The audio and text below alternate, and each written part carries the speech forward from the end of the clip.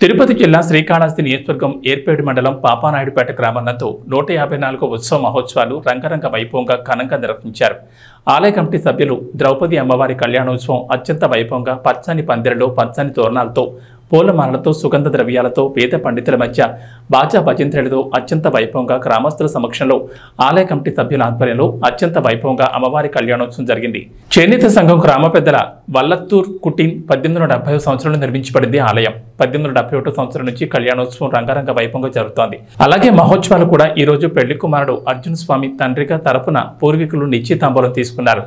తంబ మొరప్ప మొదలై ఉత్సవ కమిటీ సభ్యులు, పాపానాయుడుపేట చేనేత సంఘ సభ్యులు, గ్రామ పెద్దలు, బ్రహ్మోత్సవ కమిటీ సభ్యులు ఈ కార్యక్రమంలో పాల్గొని జయప్రదం చేశారు.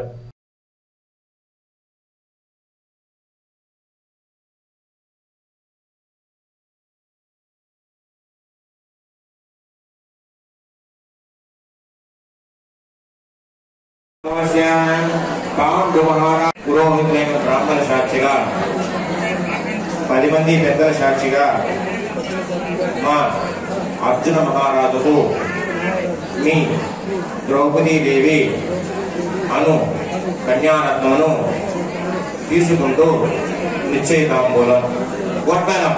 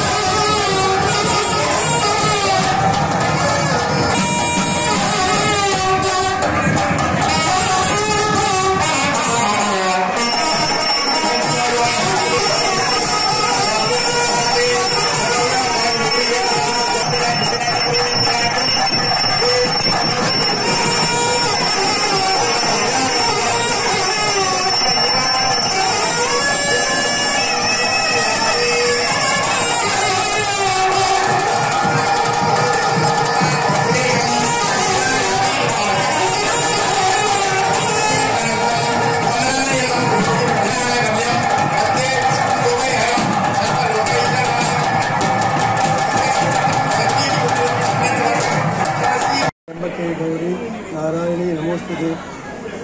ఈరోజు 14/8/2024 బుధవారం మన ధర్మరాజు గుడి యందు 154వ సంవత్సరం స్వామి అమ్మవార్ల కళ్యాణోత్సవం అతి వైభవంగా జరిగింది. మన ఊరి చేనేత సంఘం గ్రామ పెద్దలచే కట్టబడిన వళత్తూరు పుట్టెప్పమని గారిచే 1870 సంవత్సరం ఈ గుడి నిర్మించబడింది. 1881 సంవత్సరం నుండి కళ్యాణోత్సవం జరుగుతున్నది. ఈ రోజు పెళ్లి కుమారుడు అర్జున స్వామి తండ్రి తరపున పూర్వీకులు నిశ్చయ తాంబూలము తీసుకున్నాము. ఇట్లు తంబా మురుగప్పమ్మని ఉత్సవ కమిటీ సభ్యులు 70 నుంచి దాదాపు 154 సంవత్సరాలుగా మా ఊరి నందు ఈ ఉత్సవాలు జరుగుతున్నది. ఈసారి మరీ వైభవంగా ఎప్పుడు లేనంత వైభవంగా జయిస్తున్నాం. ప్రజలందరూ చుట్టుపక్కల ఉన్న గ్రామంలోని భక్తాదులందరూ విచ్చేసి అమ్మవార్ల ఆశీర్వాదములు తీసుకోవాల్సిందిగా ప్రార్థిస్తున్నాము. పరమ పవిత్రమైన 154వ కళ్యాణోత్సవం స్వామి అమ్మవార్ల కళ్యాణోత్సవం శ్రీ ద్రౌపదీదేవి సమేత అర్జున స్వామి కళ్యాణోత్సవం శ్రీకృష్ణుడు భగవానుడి సమక్షంలో ఈ కళ్యాణోత్సవం అతి వైభవంగా జరిగింది. ఈ చేనేత సంఘ గ్రామ పెద్దలు మరియు చేనేత సంఘ కమిటీలు మరియు కార్యనిర్వాహక సభ్యులందరూ ఐకమత్యంతో ఈ చేనేత కార్మికులు కూడా పాల్గొని మహిళలందరూ పాల్గొని అతి వైభవంగా ఈరోజు కళ్యాణోత్సవం జరిగింది.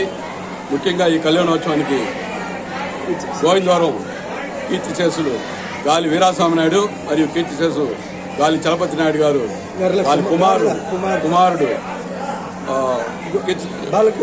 బాలకృష్ణ నాయుడు ధర్మపత్ని శ్రీ బాలకృష్ణ నాయుడు మరియు వారి ధర్మపత్ని ఇచ్చే కళ్యాణోత్సవం సుమారు 154 సంవత్సరాలుగా వాళ్ళచే ఈ కళ్యాణోత్సవానికి మొత్తం ఖర్చులు అంతా వాళ్ళ ద్వారానే జరుగుతుంది. వాళ్ళు ప్రతి సంవత్సరం కూడా 15,000 స్వామి అమ్మవార్లకు కళ్యాణోత్సవానికి సమర్పించుకుంటున్నారు. అదేవిధంగా భక్తాదులు కూడా విరివిగా విరాళాలు ఇచ్చుకుంటూ ఈ కళ్యాణోత్సవాన్ని అతి వైభవంగా జరుపుతున్నారు. మరియు శుక్రవారం రోజు అర్జున తపస్సు కూడా అతి వైభవంగా జరుగుతుంది. ఆ రోజు మన ప్రీతమ ఎమ్మెల్యే శ్రీ గజ్జల వెంకట సుధీర్ గారు మరియు వాళ్ళ సత్యమణి రిషారెడ్డి గారు విచ్చేస్తున్నారు. శుక్రవారం అర్జున తపస్సు సందర్భంగా ఈ ఎమ్మెల్యే గారు విచ్చేసే ఈ కార్యక్రమాన్ని దిగ్విజయం చేయాల్సిందిగా దేవస్థానం తరఫున అందరినీ కోరుకుంటున్నాను. అదేవిధంగా శనివారం రథోత్సవం జరుగుతుంది మరియు ఆదివారం అగ్నిగుండ మహోత్సవ కార్యక్రమం అతి వైభవంగా కూడా జరుగుతుంది. సోమవారంతో ధ్వజ అవరోహణ కార్యక్రమం ఉంటుంది. తర్వాత చివరి రోజు మన ధర్మరాజు స్వామి పట్టాభిషేకం హరికథ కాలక్షేపం 23వ తేదీ ఆగస్టు 23వ తేదీ చివరిగా ఈ పట్టాభిషేకం కార్యక్రమం అయిన తర్వాత ఈ ఉత్సవాలంతా పూర్తవుతుంది. ఈ సందర్భంగా కూడా మహాభారతం అందరికీ అవగాహన కలగాలని మహాభారత జ్ఞానపీఠ అవార్డు కూడా ఆ రోజు అంటే 23వ తేదీ శుక్రవారం మహాభారత జ్ఞానపీఠ అవార్డు అందులో కొన్ని ప్రశ్నలు వేస్తాము. 50 మార్కులు ఉంటుంది. అందులో పాస్ అయిన వాళ్ళకు 25 మార్కులు తెచ్చిన వాళ్ళంతా మహాభారత జ్ఞానపీఠ అవార్డు ఇస్తాము. మొదటి ప్రైజు, రెండో ప్రైజు, మూడో ప్రైజు ఉంటుంది. అదేవిధంగా కన్ఫ్యూషన్ బోధుల కింద మహిళలు ఉంటే వాళ్ళకి చీరలు కూడా ఇస్తాము. మహిళలకి పట్టు చీరలు ఇస్తాము. అందువల్ల అందరూ పాల్గొని ఈ మహాభారతాన్ని బాగా అవగాహన చేసుకోవాల్సిందిగా భక్తాదులను కోరుకుంటున్నాను. జై హింద్.